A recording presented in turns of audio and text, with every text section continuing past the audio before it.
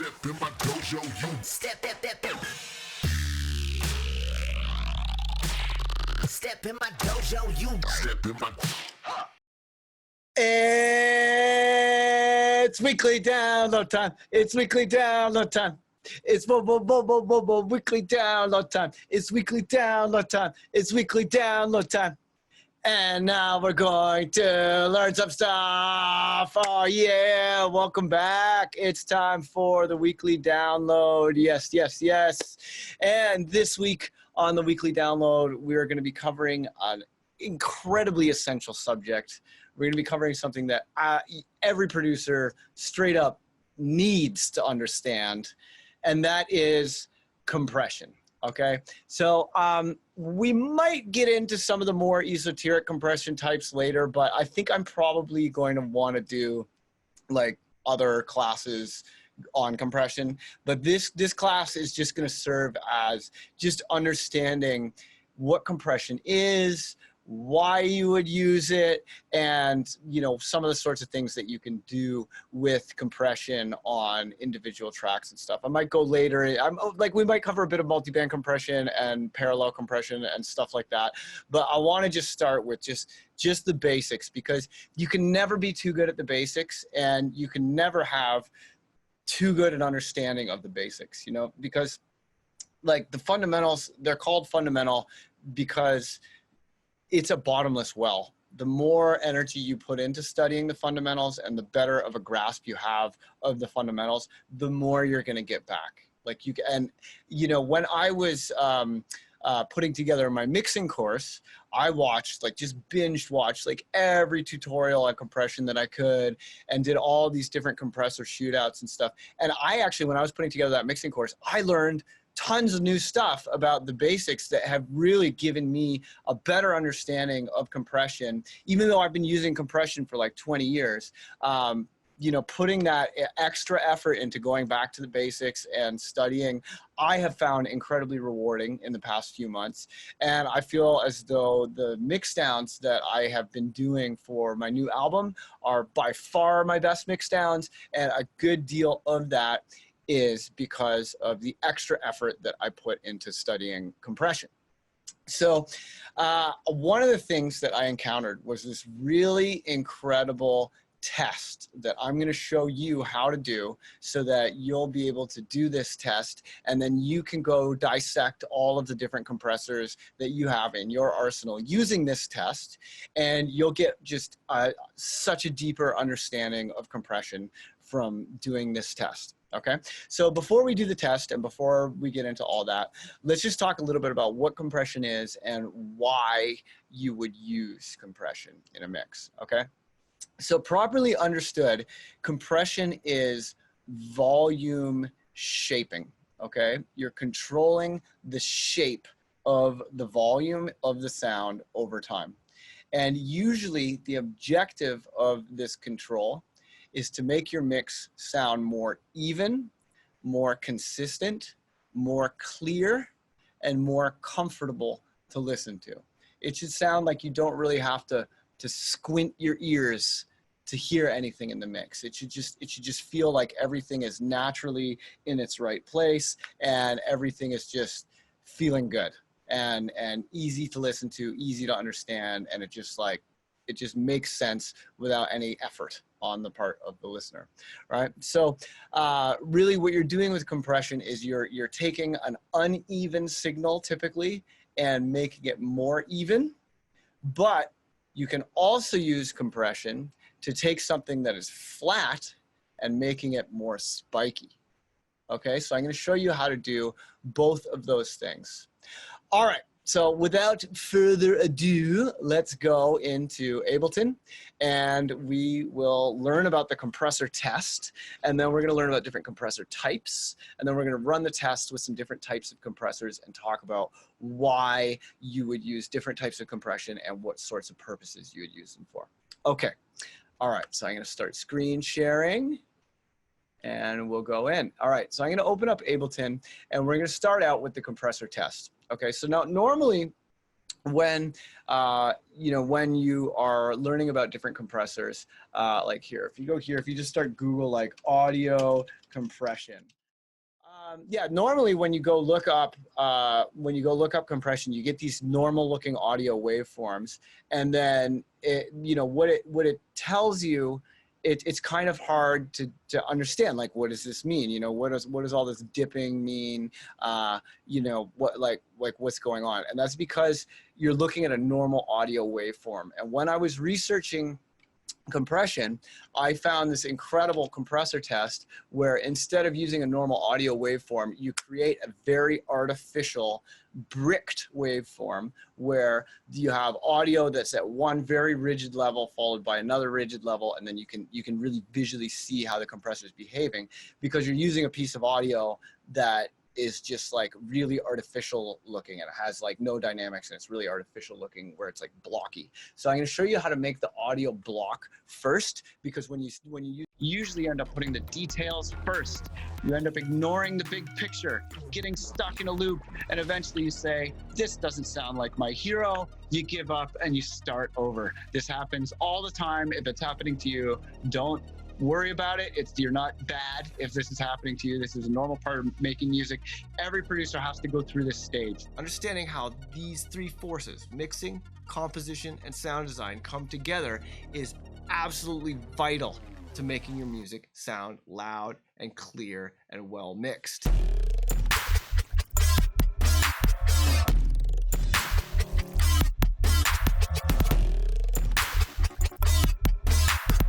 But if you don't know why, it's a mind-boggling sea of details.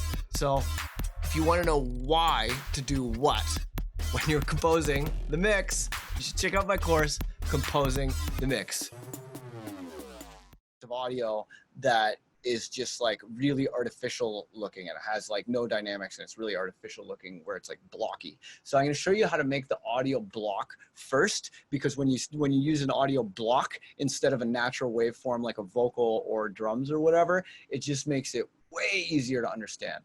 So what I'm going to do is I'm going to take the good old operator, and I'm going to take some white noise, and I'm going to just make a little block of white noise, and then we're going to limit this, we're going to clip this block of white noise and make it so that there are two different volume levels. So I've just taken operator, I went and put it on just the white noise setting with the volume at 0, and I'm just going to freeze and flatten this. Okay, so now we have a waveform that is pretty blocky, but if you look at it, like if you bring it down, you can see there's still some kind of scribbling going on where the waveform is bouncing up and down a little bit. And there is still, even though this is like, it says that it's at 0 dB in operator, there's still this kind of characteristic bouncing up and down that waveforms love to do. And that's not giving us a rigid level.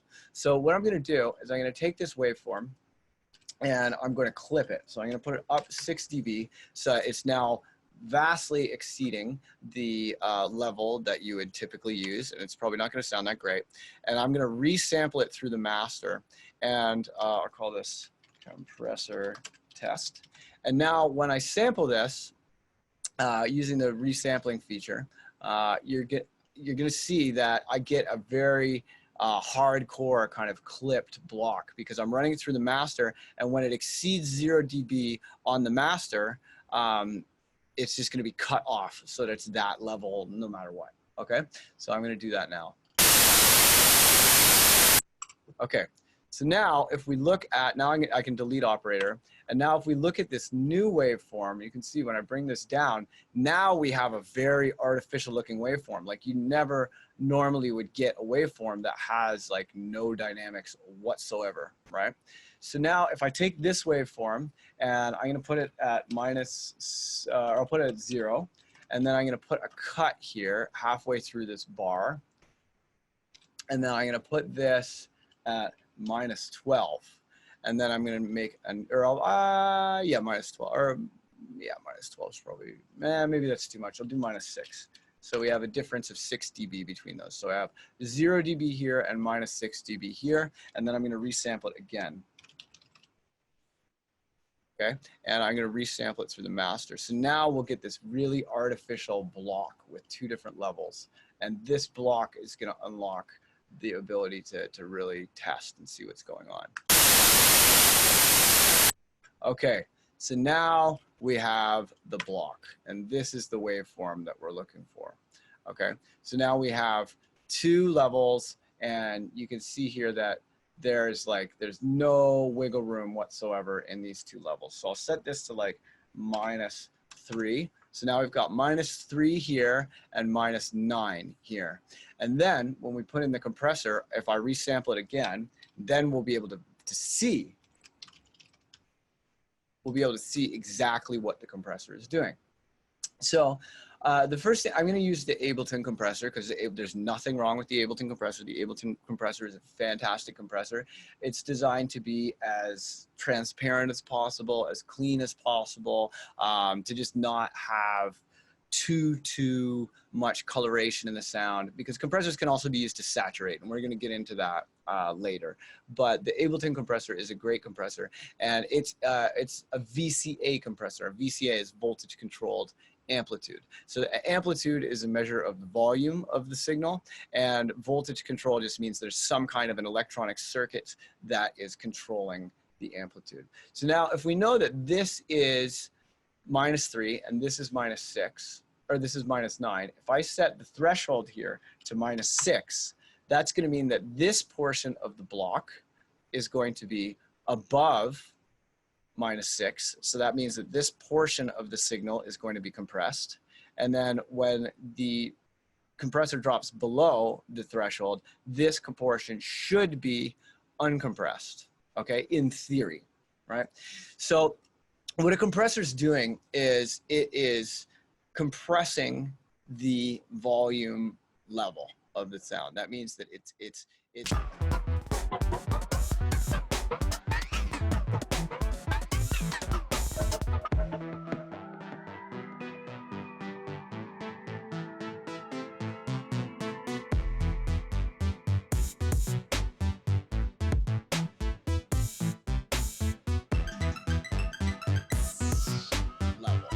sound. That means that it's taking the volume input and giving you a different volume output. Okay, so now there's 4 main parameters for your typical compressor. Right, I'm going to take the makeup off because we're not interested in that. And I'm going to take the knee off because we're not interested in that right now. What we're interested in right now is the threshold, which I've set to -6, the ratio, which is the amount of compression being applied, the attack, which is the time of the onset of compression from the first moment that the threshold is exceeded till the moment that the compressor reaches its new compressed level. That's determined by the attack. And then the release time is another time amount that means that once you go below the threshold, it's going to take release amount of time to reach the uncompressed level. So I'm going to start by putting in 100 milliseconds of attack time and 100 milliseconds of decay time. And then I'm going to turn this ratio to 4:1. Okay. So now what's going to happen is as soon as this sound starts, the compressor's threshold is going to be exceeded. Okay. And when the compressor's threshold is exceeded, that means that it's going to change the amplitude or the volume of the signal to a new level, and it's going to take a attack amount of time to do that. Then once we go below the threshold, it's going to take release amount of time for the compressor to leave the compressed state and return the signal to the normal level. Okay, so that just sounds like a bunch of fucking words until you see what it does.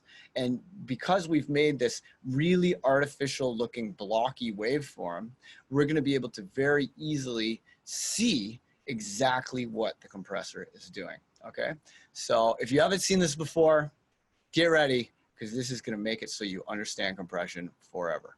All right, here we go. So now I've set this new channel to resampling. So it's going to be sampling through the master. And we're going to run this audio through the compressor and sample it here. And we're going to see exactly what the compressor is doing. Okay, look at that, right? Let's look at this waveform. So now when you look at this waveform, you can see that the volume is being reduced a little bit, but it's not happening right away. This amount of time, 100 milliseconds, right? That's right. You can see when I mouse over it and select that area, you can see in the bottom left of my screen, it's showing me that that's 94 milliseconds. So I eyeballed it and got it roughly right. And you can see that there's a linear shape of the volume dipping down over 94 milliseconds from the old level. So the initial portion of the sound is uncompressed because compressors are not instantaneous. And then over 100 milliseconds, it's taking a couple dB off of that signal to its new compressed level. And then this is really interesting. This here, you can see when the compressor dips down below the level of the threshold, it's going to, the compressor now is going to leave compression, but it doesn't leave compression right away. It takes roughly 100 milliseconds, because that's the value that we set the release time to return to the normal level. So you get a little pinch here. And this pinch from the compressor releasing, that's what, you know, if you start to like really listen for that, that is what gives it that sort of a pumping sound that is like a dead giveaway that you're compressing. You know, and that when you're like, let's say you're compressing a guitar or like a drum loop or something, this release time is going to really tell your ears, a trained ear can hear this release time happening and can hear this sort of like pumping effect that is a dead giveaway that the compressor is being used. There are times when you are going for a very compressed sound when you would want that pumping. And then there are other times, like let's say you're working on a vocal in like a pop song, for example. Usually a vocal in a pop song, you don't really want to hear the compressor working. You want to do all this work, like all this EQ, all this compressing, all this stuff to the vocal in a way that's transparent, meaning that it's preserving the fidelity